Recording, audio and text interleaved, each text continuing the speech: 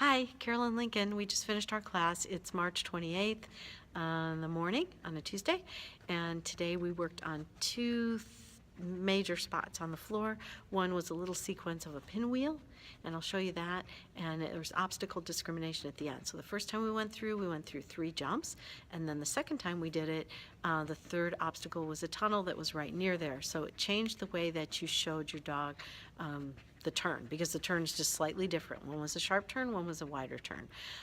With dogs that couldn't sit stay, one of them is very fast. We also did a slingshot start, which means that you put them off to the side, and that gives you a little bit more time. It's kind of like getting a lead out, a cheating lead out, because you need to because of the speed of the dog.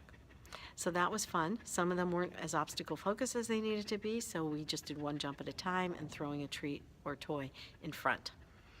And then we worked on the teeter. So part of the teeter issue is the noise, and some puppies or dogs are just ready to, oh, Ray just did that, just ready to hit the bottom of the teeter and make it bang, and I'll show you how I set that up. And then other ones actually jumped on the bottom to cause the bang.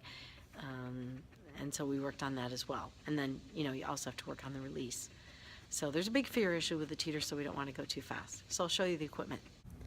Okay, so these are the 3 jumps that make a pinwheel. This first blue one with the wings, then the yellow, and then back here to the blue one.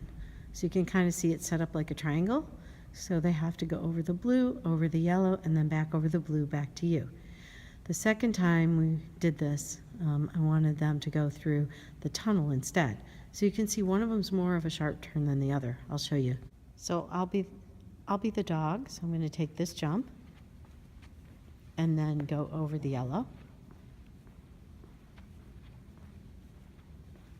And as you can see, I'm looking right at the tunnel, unless I take a sharp turn, in which case I'm looking at the other blue jump.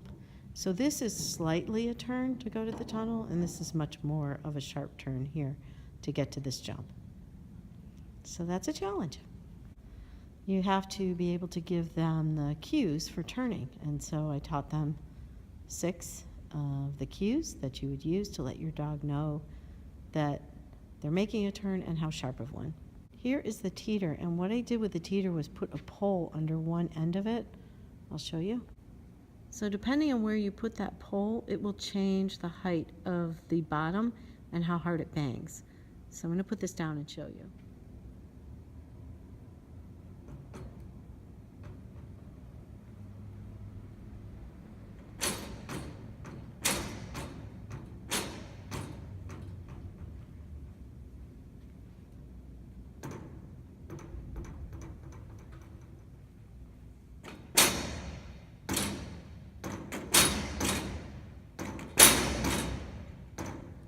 The dog would actually come and jump on right here going this way.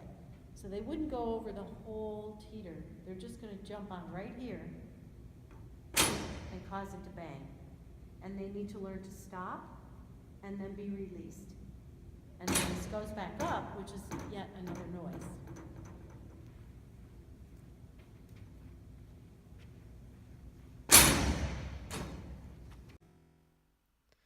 So for every class, I try to have usually one handling or skill exercise. We do something with one of the obstacles and also a short sequence. So this one, the handling exercise and the short sequence were combined with a challenge.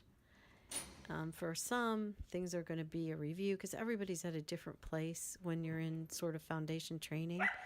So for some it's a review, but for others it's something new, and you might see it in a new way, and plus you can always use more practice. The important thing is just to have fun, and that's what I try to do. Next time I'll probably also demo Ray with the exercises so you can see a dog actually doing it. And then I'll put some on YouTube just in case there are students who are interested in the class.